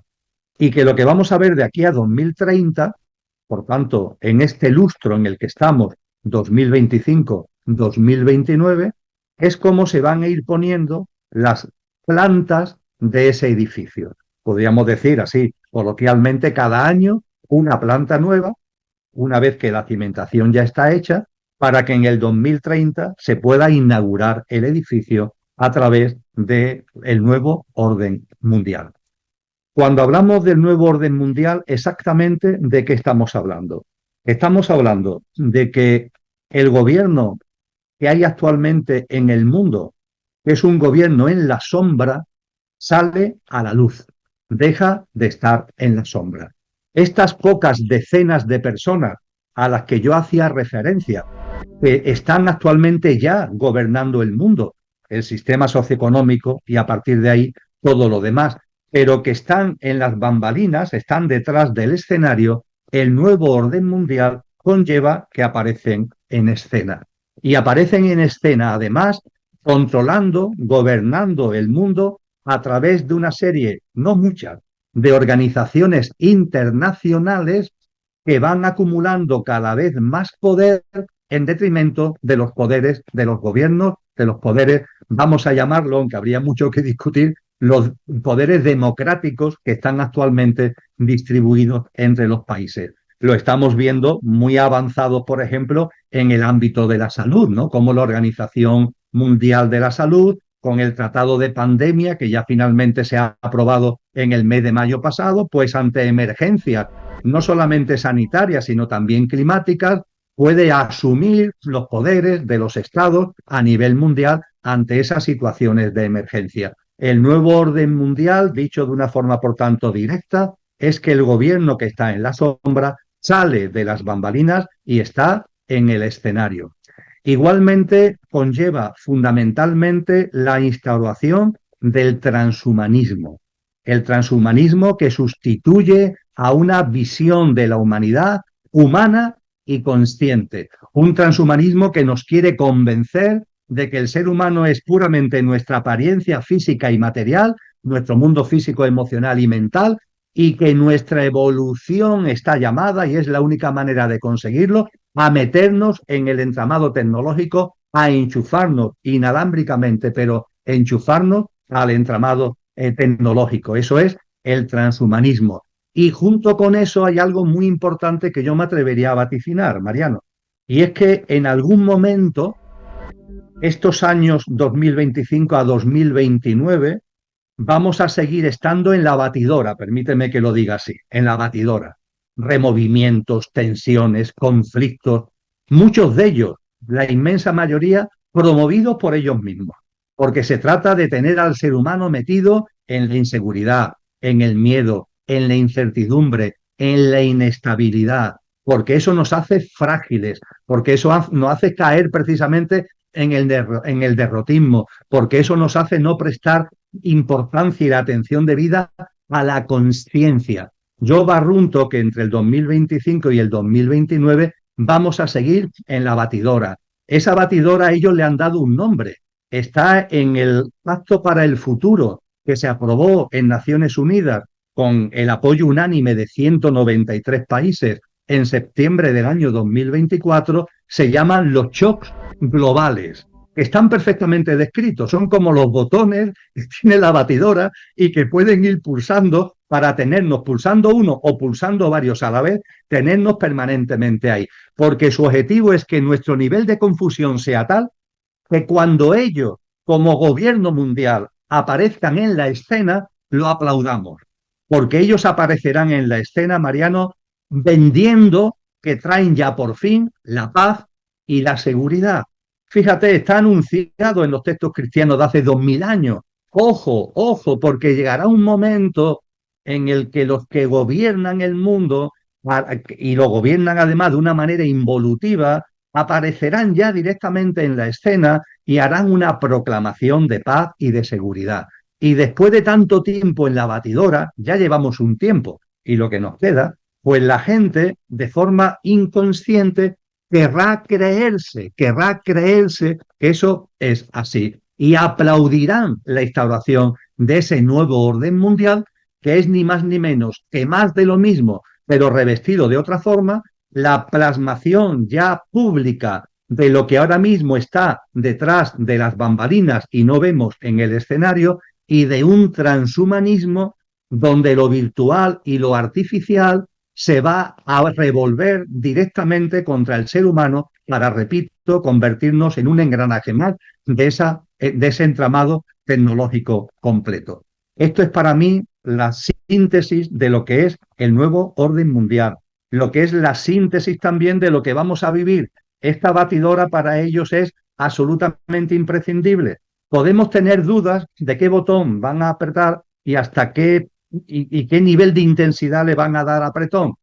¿Va a haber una guerra mundial? ¿No va a haber una guerra mundial? ¿Va a haber nuevas pandemias? ¿No va a haber nuevas pandemias? ¿Hasta dónde van a llegar y a dónde van de alguna forma, a impulsar las emergencias climáticas? ¿Hasta dónde puede haber fenómenos? Porque en la relación de hechos globales hasta se habla de esto, fenómenos que vienen del espacio exterior, que pueden de alguna forma afectar a la dinámica de vida habitual. Estos botones están ahí. La intensidad con la que se van a apretar, yo no lo sé. Lo que no tengo ningún tipo de duda es que se van a ir apretando convenientemente para mantenernos en la batidora. Esa batidora es lo que a mí me gusta llamar, y termino, el huracán de magnitud aceleradamente creciente. Y ante esto, Mariano, amigos y amigas, no hay otra solución que situarnos en el centro del huracán. Y eso se consigue con conciencia, situarnos en el centro del huracán. En el centro de un tifón no hay viento. En el centro de un tifón la temperatura es cálida y los cielos están despejados. En el centro del tifón. Como te salgas, te ves metido en el torbellino. Y claro, si no vivimos en conciencia, si no tomamos conciencia conociéndonos a nosotros mismos, conociendo los signos de los tiempos, interrelacionando el conocimiento de nosotros mismos con el conocimiento de la realidad, abriendo una dinámica de vida. Hemos incidido ya en muchos campos, ¿verdad?, de esa dinámica de vida consciente que tenemos que llevar a cabo en nuestra relación con la vida, en nuestra relación con los demás, en nuestra relación con la tecnología. Si no somos capaces de tener responsabilidad con nosotros mismos y situarnos en el centro del huracán, en ámbitos como los que hemos comentado y todos los demás de nuestra vida cotidiana, vamos a ser simplemente manipulados, vamos a ser simplemente tergiversados y vamos a ser simplemente convertidos, sin darnos casi ni cuenta, en unos fantoches transhumanos que además nos venderán que podemos vivir 5 años más, 10 años más, 30 años más, y nadie se preguntará, ¿pero para qué quiero vivir más o menos años si no tengo calidad de vida? ¿Para qué quiero vivir más o menos años si me he convertido ya en un muerto viviente? Si soy un zombie, que no estoy viviendo, estoy sobreviviendo, que realmente no estoy haciendo, estoy reaccionando ante los implantes, los programas que me tienen metido desde el sistema. En lugar de hacer este tipo de reflexiones, ellos nos quieren inconscientes, transhumanos y llenos de miedo, de inseguridad, de inestabilidad y de esa forma manipulables y troceables e implantables, querido amigo. Te invitamos a profundizar en el libro Prognosis de un horizonte venidero. Dejaremos su portada para que lo puedan tener identificado y puedan encontrarlo también, bueno, lo pueden encontrar en el blog El Cielo en la Tierra, el blog oficial de Emilio Carrillo. Bueno, sí, la verdad que según lo que mencionas, Emilio, el panorama parece muy sombrío. Bueno, crisis climática, venimos hablando de la crisis climática, de las desigualdades crecientes, de la concentración tecnológica, el monopolio de la tecnología, la inteligencia artificial. Lo más duro es reconocerlo, ¿no? El sistema actual no es que está en crisis, sino que el sistema es la crisis. Es la crisis. Y pretender resolverlo con pequeños ajustes es como poner parches a un barco que ya se hunde. Sin embargo, la historia nos enseña algo importante. Las crisis también son catalizadores de cambio. Nos colocan frente a un espejo y nos obligan a elegir. La humanidad tiene hoy la oportunidad, quizás la última de esta humanidad, de construir un nuevo paradigma basado en el cuidado mutuo, la justicia social y el respeto profundo por la naturaleza. Y el reto no es menor, decidir si seguimos defendiendo un sistema, como tú bien dices, depredador, que nos lleva directo al colapso, o si nos atrevemos a reinventarnos colectivamente. Hoy el desarrollo sostenible que proclama la Agenda 2030 no es más que un maquillaje verde, ¿no? Campañas de marketing que aparentan compromiso ambiental o compromiso de otras índoles, mientras se mantienen intactos los mecanismos de explotación y desigualdad. Claro, reciclar plásticos no basta si seguimos sosteniendo un modelo basado en el consumo excesivo y en la sobreexplotación de recursos naturales. Los países ricos y las élites corporativas, lejos de dar el ejemplo, buscan buscan salvarse a sí mismos. Es un sistema egoísta, dejando atrás a los más vulnerables. Y esta falta de solidaridad convierte a la Agenda 2030 en un documento de buenas intenciones desconectado de la realidad. Por nombrar un ejemplo, Emilio, tú conocerás muy bien, en 2015 casi todos los países del mundo firmaron un acuerdo de París con un objetivo claro, ¿no? Mantener el aumento de la temperatura global por debajo de 2 grados centígrados, idealmente un 1,5. Los países desarrollados prometieron 100.000 millones de dólares anuales para apoyar al sur global en adaptación y mitigación. ¿Pero qué resultados se obtuvieron? Nada. O sea, las metas nacionales no son obligatorias, es decir, ningún país puede ser sancionado si incumple. Lo voluntario reemplazó a la obligación y el compromiso. Además fue insuficiente, porque incluso si todos cumplieran lo prometido, el calentamiento superaría los 2 grados centígrados. Y la cifra esta de 100.000 millones anuales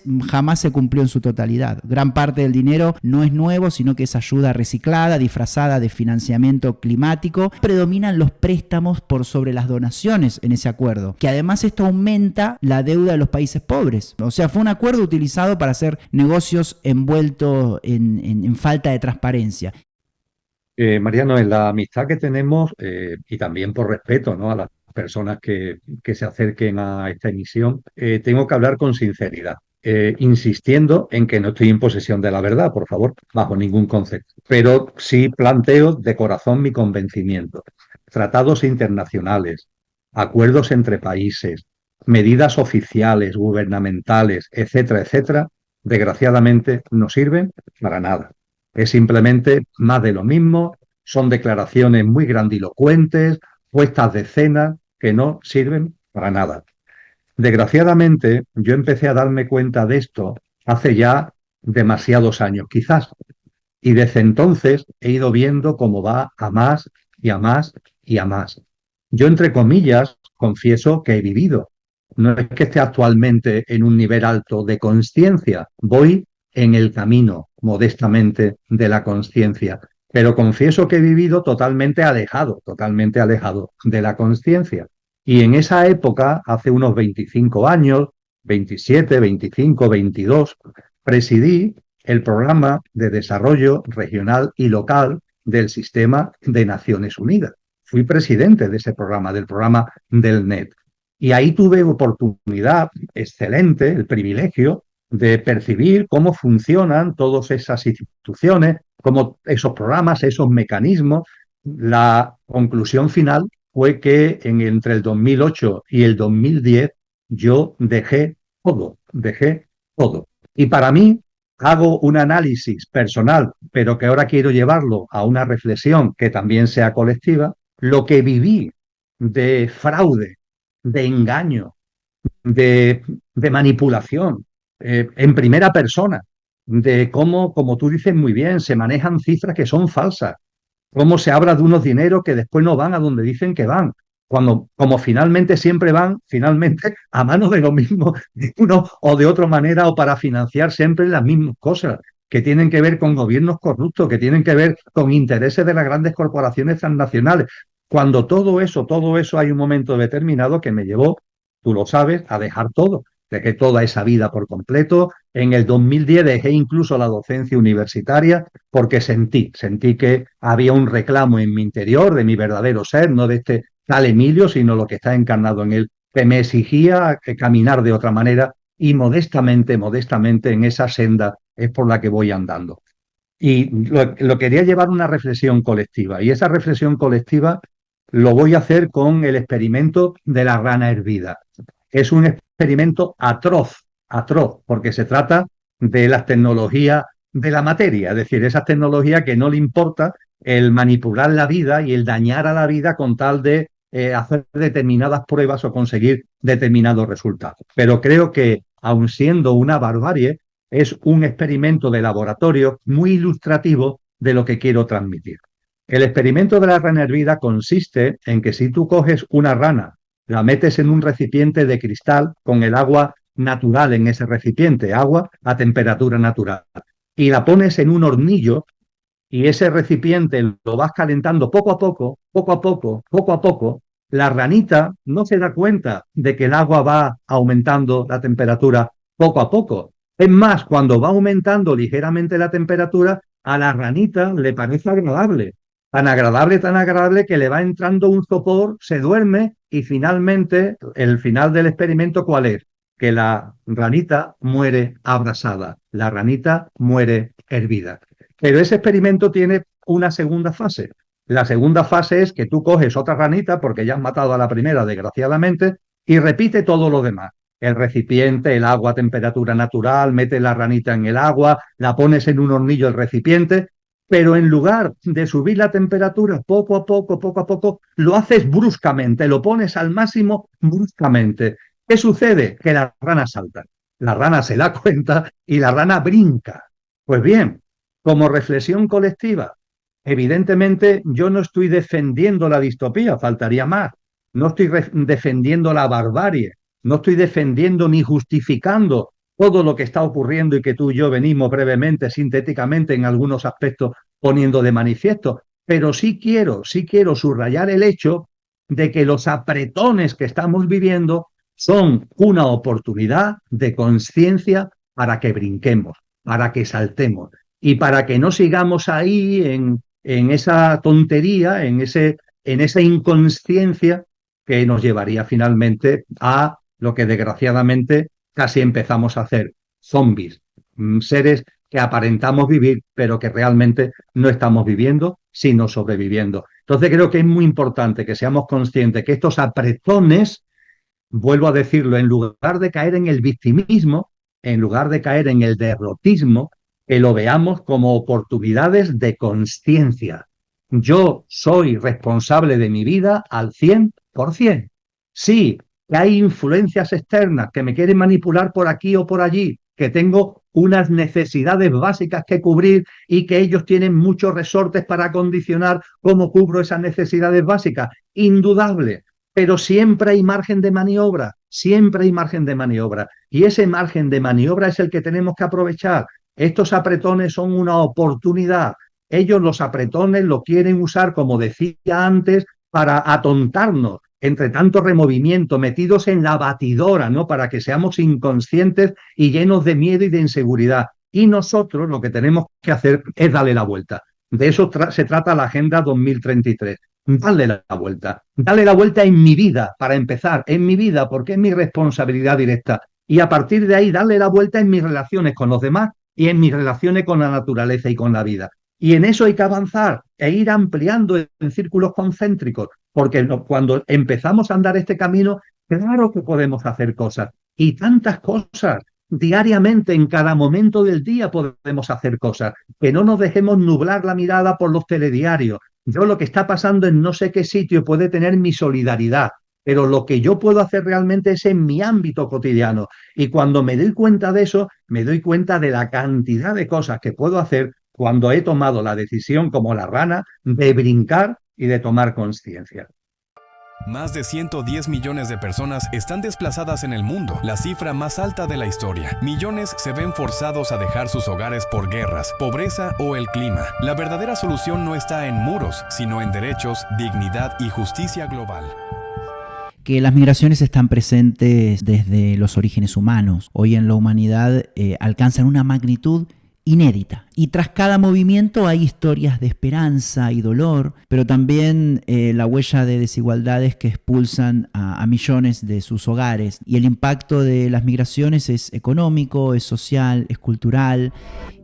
Pero también pueden aportar innovación y diversidad, pero también se generan tensiones y se generan temores. Está el tema ahí hay mucha tensión, bastante ambiguo.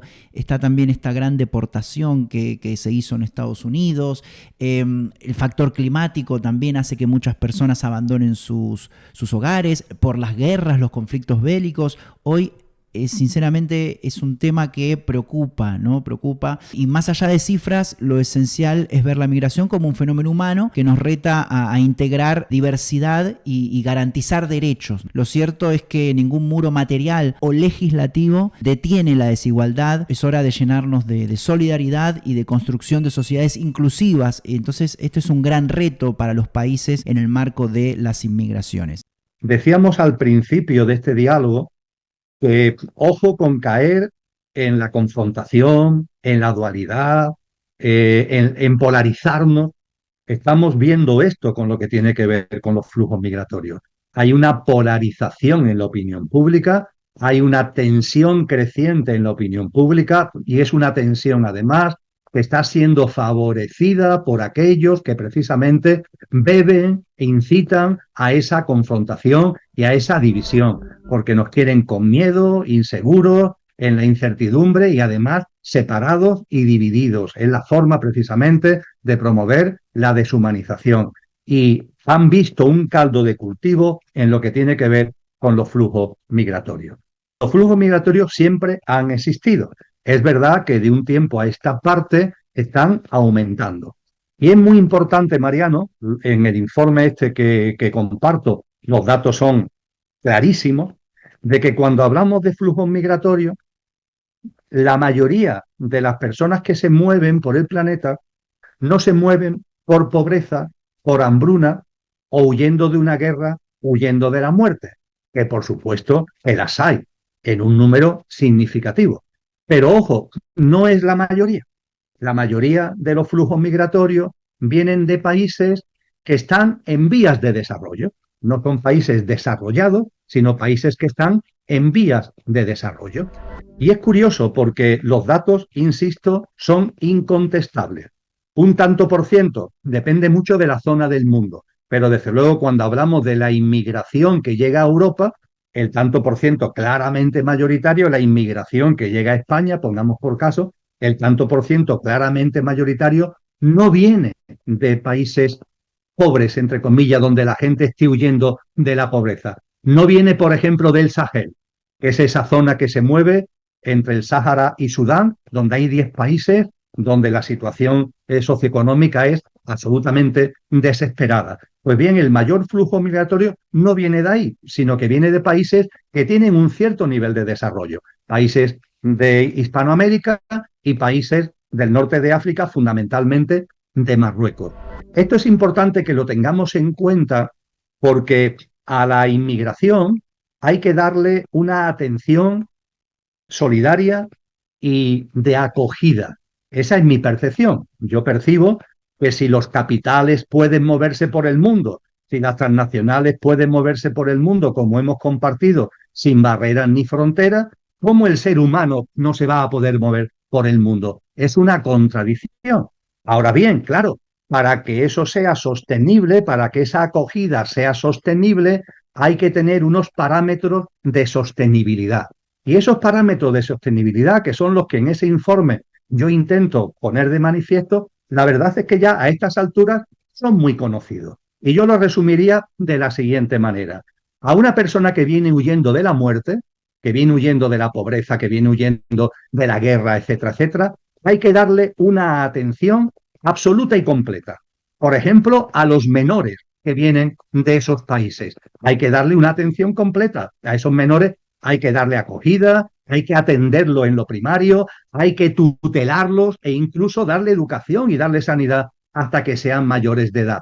Porque de donde vienen no hay nada. Lo que hay es muerte, hambre, guerra. Y ante eso nuestro corazón tiene que abrirse. Y ese corazón que se abre, además, también utiliza la inteligencia. Y la inteligencia que nos dice que las sociedades europeas, Mariano, vamos a hablar con claridad, son demográficamente decadentes. Demográficamente decadentes. Son demográficamente decadentes porque tienen una curva descendente de población, porque los niveles de natalidad han caído por los suelos. Y el nivel de mortalidad, cuando se compara con el de natalidad, presenta un saldo vegetativo negativo. Concretamente, España, que tenía 39 millones de habitantes en el año 1999, las prospecciones demográficas hacen que en el 2025 debería tener no más de 34 o 35 millones de habitantes, de 39 a 34 o 35. Un declive demográfico. Pero junto con el declive demográfico hay un envejecimiento de la población. No solamente es que se pierde población, es que hay un envejecimiento porque la esperanza de vida aumenta, no, la natalidad es muy baja, la esperanza de vida aumenta, con lo que el envejecimiento poblacional es altísimo. Y eso tiene repercusiones sociales, tiene repercusiones económicas enormemente importantes. Ante esto, la llegada de inmigrantes, ¿qué facilita al país? Pues que la curva demográfica, en lugar de ir para abajo, vaya para arriba. Y que de esa forma la tendencia al envejecimiento, los efectos de ese envejecimiento económicos, sociales, se minoren, se palíen. Es lo que ha pasado en España.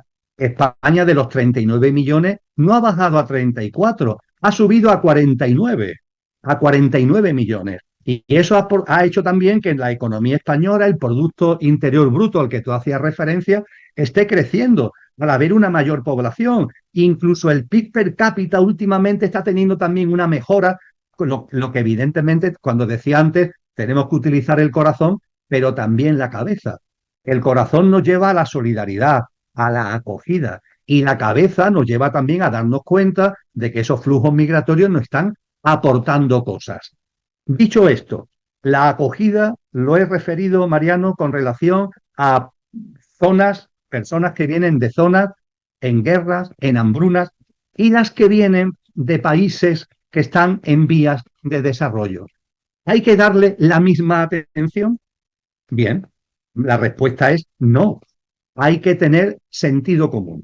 Vamos a ver, un chico que me viene, un niña que me viene del Sahel, de esa zona de pobreza y de hambre y de guerra, hay que darle toda la acogida del mundo y tutelarlo y darle todo lo necesario para que sobreviva y para que crezca en condiciones.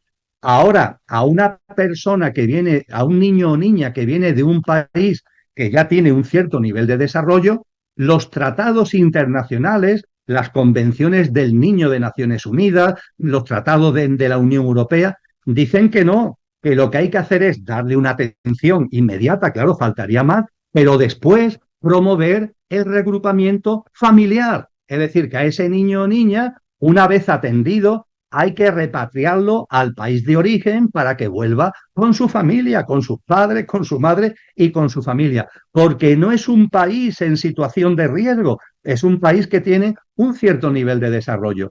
Para que entendamos lo que es un país en una situación de riesgo o en cierto nivel de desarrollo. España vivió una explosión de salida de la gente, una salida de aquí eran emigrantes, no fueron inmigrantes en otros países, enormes. ¿Y cuándo lo vivió? Cuando ya se había quedado atrás la Guerra Civil Española y ya España empezó a tener un cierto nivel de desarrollo. Fue a partir de 1960, 1965, hasta 1975, cuando hubo más de 3 millones de españoles y de españolas que salieron fuera, a Alemania, a Francia y a otros países europeos. El español se convirtió en un emigrante. Para los países de acogida éramos inmigrantes. Y no estábamos huyendo de la guerra, ya no. No estábamos huyendo de la miseria y del hambre, ya no, sino simplemente que era una población que ya tenía un cierto nivel de visión, un cierto nivel educativo, que había empezado a llegar el turismo, que había empezado a llegar la televisión y que nos dábamos cuenta que había unas alternativas de vida que nos podía venir muy bien, tanto para nosotros como para traer dinero a nuestra familia. Y claro, ante ese flujo migratorio, la respuesta no puede ser la misma que ante el flujo migratorio de los países donde la gente se está muriendo. No puede ser la misma. A un niño que viene del Sahel hay que darle toda la atención. A un niño, dicho con todo el respeto, que viene de Marruecos, hay que devolverlo a Marruecos. ¿Por qué? Porque Marruecos ha alcanzado ya unos estándares de desarrollo y porque además hay que tener en cuenta que un país de acogida también tiene una limitación de recursos públicos. Entonces, vamos a ver si no caemos en el error de dedicar dinero a aquellos que pueden ser reagrupados familiarmente en sus países de origen y no vamos a tener entonces dinero como para cubrir a los que realmente lo necesitan. Con todo esto, lo que estoy compartiendo, Mariano, es que es necesario sentido común, siempre con el telón de fondo de la acogida, de la cultura de acogida y de la solidaridad, pero con sentido común para darle sostenibilidad y, desde luego, promoviendo la integración. Esa integración, por ejemplo, la está disfrutando España con las personas que vienen de América Latina. Las personas que vienen de América Latina se integran con mucha facilidad en España. ¿Por qué? Porque comparten una cultura, comparten un idioma, comparten un estilo de vida, comparten incluso unas convicciones religiosas, y eso hace que la integración sea sencilla. El problema es cuando vienen personas de fuera que no tienen esa integración fácil, por así decir. Y esa integración, cuando no es fácil, hay que favorecerla. Pero claro, la integración se favorece entendiendo que el inmigrante tiene derechos y tiene deberes.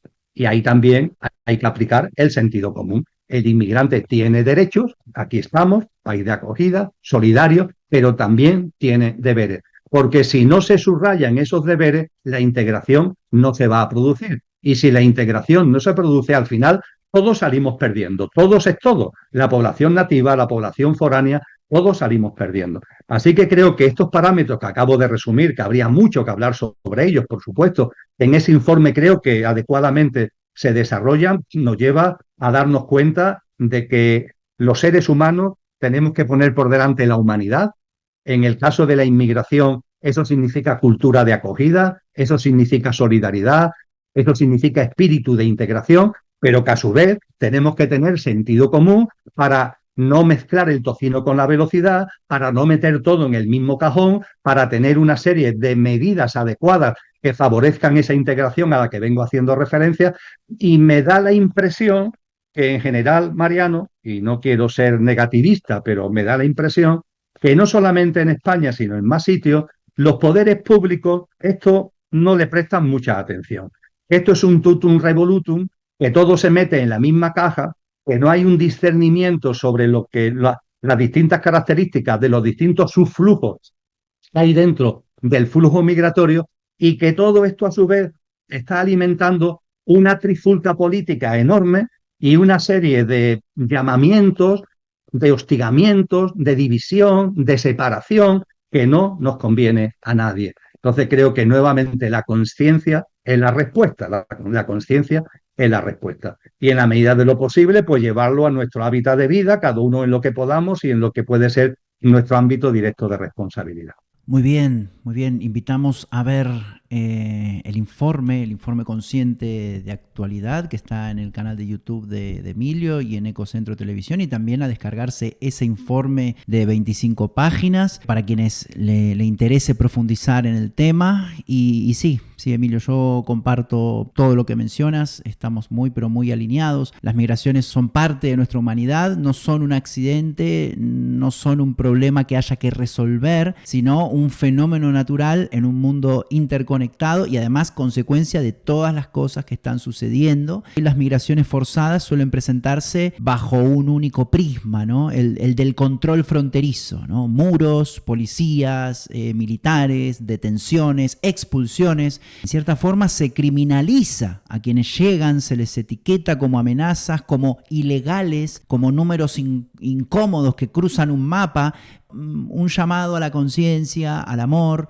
Detrás de cada persona migrante hay una historia de guerra, una historia de hambre, una historia de persecución política, de desastres climáticos, historias de seres humanos que huyen, no porque quieran, sino porque no les queda otra salida, como tú bien decías. Entonces, cuando reducimos la migración a un problema de seguridad, estamos deshumanizando, estamos negando que esas personas tienen derechos, tienen sueños, tienen dignidad. Las convertimos en víctimas dobles. Primero de un sistema global injusto que expulsa y luego de otro sistema que rechaza y criminaliza. Entonces las migraciones no son una amenaza, son una oportunidad para ensayar un nuevo humanismo global, capaz de reconocer que todos compartimos una misma casa común que es nuestro planeta. En lugar de levantar muros, podríamos tender puentes, dejar a un lado los discursos de miedo, porque la movilidad humana ha sido a lo largo de toda la historia motor de mestizaje, de creatividad, de cultura, de progreso. Entonces, ¿por qué ahora insistimos en verla como un peligro? También genera delincuencia, sí, hay que decirlo,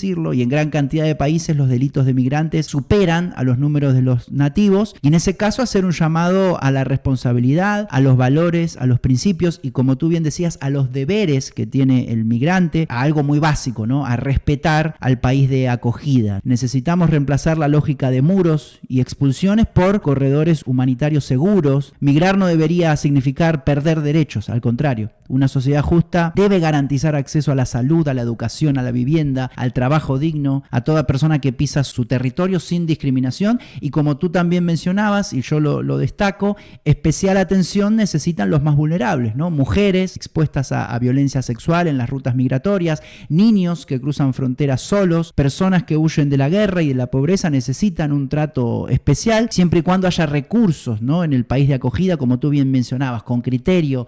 La integración no ocurre sola, se construye a través de programas de idioma, de formación laboral, de espacios culturales y educativos que faciliten el encuentro entre quienes llegan y quienes ya están.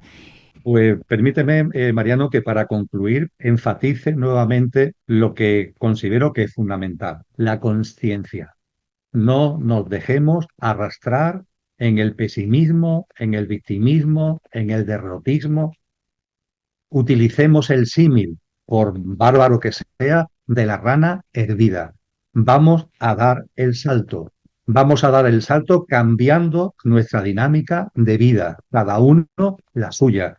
Y en la medida en que vayamos abriendo una dinámica de vida más consciente, más amorosa, más solidaria, vayamos siendo nuestra mejor versión, vayamos siendo, como decía Antonio Machado, mejores personas, personas buenas en el buen sentido de la palabra, nos abrimos, generamos vínculos, generamos círculos, círculos que llegan a otros seres humanos, círculos que nos relacionan de otra manera con la vida en general, con la naturaleza y con la tierra. Y ese es el camino. Estamos efectivamente en una distopía inmensa, pero a su vez es una enorme oportunidad para la consciencia. Finalmente todo tiene su porqué y su para qué. Todo tiene su sentido profundo y posiblemente el porqué y el para qué de la distopía tremenda que estamos viviendo es precisamente la oportunidad para la consciencia, para que demos ese salto hacia adelante y para que inauguremos en nosotros una mirada nueva, unos ojos nuevos que vayan generando ese mundo nuevo.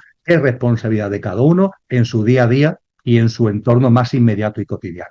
Recuerden el blog de Emilio, El Cielo en la Tierra, el sitio web de Conciencia y Sociedad Distópica, el proyecto de investigación, la asociación que preside Emilio, el sitio web es www.sociedaddistópica.com, y la comunidad de Telegram e Instagram. Gracias, Emilio, por tu tiempo, tu compartir, siempre tan profundo y rico, y nos veremos más adelante. Seguiremos trabajando por la Agenda 2033.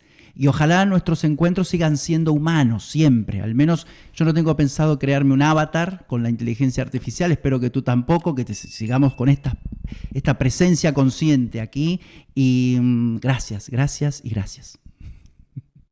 Ahí estuvo Emilio. Muchísimas gracias a todos por haber estado. Un mensaje final. En base a todo lo que compartimos con Emilio, sabemos que la crisis que enfrentamos no es natural ni inevitable, es el resultado de decisiones políticas, económicas y culturales tomadas durante siglos bajo la lógica del poder, la acumulación y el consumo sin límites. El diagnóstico es duro: un planeta al borde del colapso ambiental, instituciones debilitadas, tecnologías que avanzan más rápido que la ética, desigualdades normalizadas y millones de personas obligadas a abandonar sus hogares. Sin embargo, también hay un hilo de esperanza que atraviesa cada reflexión. El futuro aún no está escrito. El gran desafío de nuestro tiempo es entender que estas crisis no son castigos, sino oportunidades para reinventarnos. La humanidad tiene enfrente de sí la posibilidad de elegir continuar con ajustes superficiales que maquillan un sistema injusto o emprender una transformación profunda que ponga la vida, la dignidad y la sostenibilidad en el centro. Las soluciones existen y ya germinan en múltiples rincones del mundo. Comunidades que practican